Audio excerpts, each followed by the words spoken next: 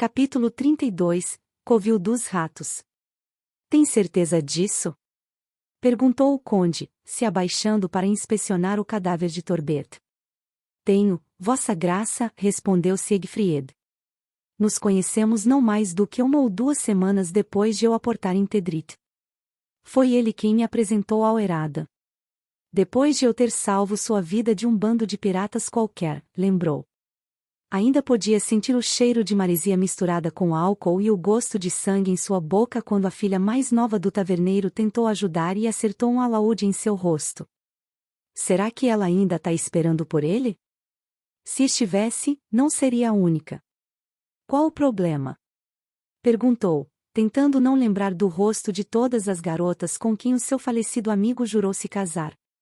Esse.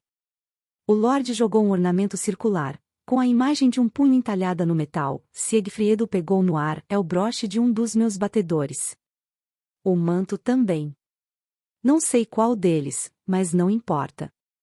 Mandei 8 homens aos 4 cantos, para ver em que pé estávamos com os rebeldes. 8. Dentro do meu próprio território. Mas nenhum deles voltou ainda. E agora descubro que Eradan tinha homens escondidos a menos de 100 metros da minha casa, e que quase sequestraram minha sobrinha, bem debaixo do meu nariz. Eradan também conhece essas terras, e nem todos os seus homens são estrangeiros, alguns deles cresceram no condado. Conhecem bem essas ruas e os moradores. O vilarejo é grande demais para vigiar todos. Então vamos torná-lo menor. O conde fez o chão de madeira podre da taverna Ranger, quando se retirou a passos largos. Igmar! Gritou, com a sua voz se misturando à de um trovão que quebrou o céu. Um soldado correu até uma esquina e, momentos depois, voltou trazendo o capitão da guarda. Vossa graça, saudou Igmar. Traga os mortos-vivos e cerque a vila, não deixe ninguém escapar. Mande os homens irem de porta em porta e vasculhar em cada canto das casas. Sei que deve haver mais rebeldes por aqui, achos. Traga também os vendedores de escravos e qualquer um que tente fugir ou ficar perambulando pelas ruas, mas quero-os vivos. Será feito, vossa graça. O conde se retirou e Igmar fez o mesmo, mas não sem antes dar um esbarrão no ombro de Siegfried, ao passar por ele gritando ordens aos seus soldados. Quando os homens se retiraram, Genven saltou do 2º andar de uma casa qualquer e caiu bem na sua frente, com os joelhos dobrados e as mãos apoiadas no chão, como uma gata. Ela se levantou, abaixou o capuz e sacudiu o cabelo molhado. Tinha abandonado o casaco de pele e o vestido de seda pelas mesmas roupas de couro preto que usava quando se conheceram, remendadas e coladas ao corpo por causa da chuva. Onde ela conseguiu? Não tinha a menor ideia. Eu mandei você ficar no salão. E eu fiquei, mas você não disse nada sobre eu a continuar lá, né? Ela sorriu e então correu alguns passos até um beco, antes de parar e se virar para Siegfried. Vem logo. Vai deixar uma garota frágil e inocente andar sozinha nesse escuro? Cadê o seu cavalheirismo? Tá procurando essa garota frágil e a inocente? Ela respondeu, mas a seguiu assim mesmo. Todas as ruelas pareciam muito iguais e muito diferentes. Não havia nenhuma organização ali. Cada um levantou sua casa da forma que achou melhor. Algumas eram coladas uma na outra, ou tão próximas que apenas um rato seria capaz de passar pelo vão, e mesmo os becos mais largos seriam simplesmente impossíveis de atravessar usando uma armadura completa. As paredes também eram muito parecidas umas com as outras, de pedras cobertas por musgos e raízes que cresciam por entre as frestas. Quanto mais andavam, mais apertadas se tornavam, como se as ruelas os estivessem engolindo pouco a pouco. Logo o céu desapareceu sobre suas cabeças, até que não fizesse mais diferença se estavam de olhos abertos ou fechados, mas Genven seguia com confiança pelo labirinto de becos. Se estava perdida, sabia esconder muito bem. Para onde você tá me levando? Ele perguntou, enquanto se espremia para passar por um vão apertado demais. Sua brigantina não ajudou. O conde quer achar os rebeldes, né? Então. Ele tá procurando no lugar errado. É aqui que a gente vai achar eles. A única coisa aqui são ratos. Exatamente. Não podia ver o rosto da garota, mas sabia que ela estava sorrindo. Então os gritos começaram. O barulho da chuva abafava o som, mas de vez em quando podia escutar mobílias de madeira se partindo ou sendo arrastadas. Quando passou por um gato preto que corria na direção oposta, podia jurar ter ouvido aço e pessoas morrendo, mas seguiu em frente e então não ouviu mais nada. Já estava pensando em voltar, quando uma luz repentina machucou seus olhos e finalmente saíram em uma praça secreta, muito parecida com aquela onde encontraram Letia naquela manhã. Exceto por 3 portas de madeira, não havia mais nada no local. Genvin caminhou até a mais próxima e passou os dedos pelo batente, como se estivesse procurando por alguma coisa.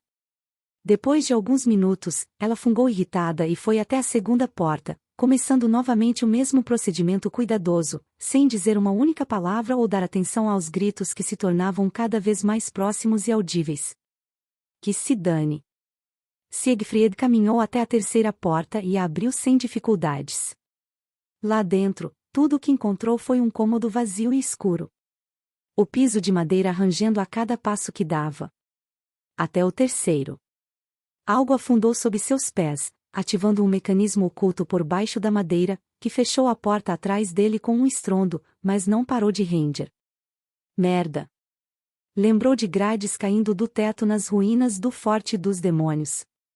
Não sabia para onde ir, mas a experiência lhe dizia para nunca ficar no mesmo lugar quando se ativa uma armadilha, então saltou para o lado, em direção às escadas que levavam até o segundo andar, bem a tempo de ver um armário cair onde esteve há apenas alguns instantes atrás. A mobília se despedaçou, espalhando poeira e lascas de madeira, bloqueando a única saída.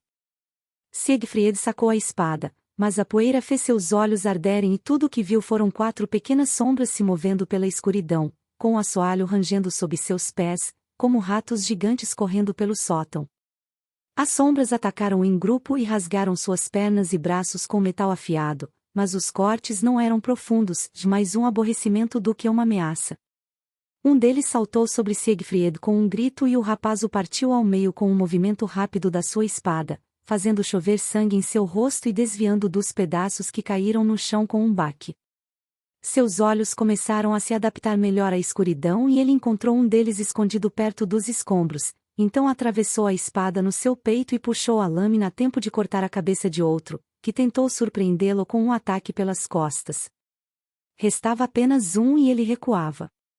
Vamos lá, incentivou Siegfried, caminhando calmamente em direção ao último sobrevivente, que deixou a adaga cair no chão quando suas costas tocaram a parede. Não quer morrer como um covarde, quer? É eu me rendo, disse o garoto. Siegfried parou. Seus olhos agora enxergavam bem melhor e já era capaz de distinguir algumas coisas confusas. A residência era uma casa abandonada, mofada e suja, com a madeira podre e esburacada. Não haviam móveis, exceto pelo armário destruído que bloqueava a porta e um pouco de palha que servia de cama em um canto. Mas mais do que isso. Agora podia notar quem matou.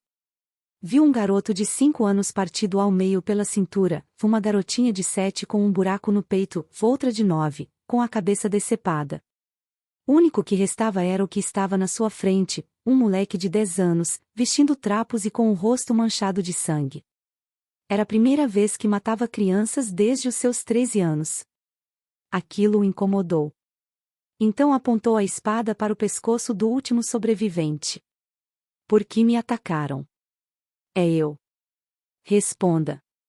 Pressionou a lâmina contra o pescoço do garoto, fazendo um fio de sangue escorrer pelo seu peito. Foi Eradan que mandou vocês? Torbert? Qual era a sua missão? Que missão? Foi você que veio aqui. A agente só se defendeu. Todos os guardas enlouqueceram do nada. Estão invadindo as casas das pessoas, prendendo e matando todo mundo. Eu sei quem você é, ouvi as histórias. O garoto engoliu em seco e encontrou a coragem para dizer, o mercenário do conde. Ótimo, disse Genvin, descendo as escadas com passos delicados, passando por cima dos cadáveres como se fossem uma poça de lama e parando ao lado de Siegfried com um sorriso arrogante no rosto. Você já começou a fazer as perguntas. Mas podia ter me esperado, sabe? Então, moleque, o que cê tem pra gente?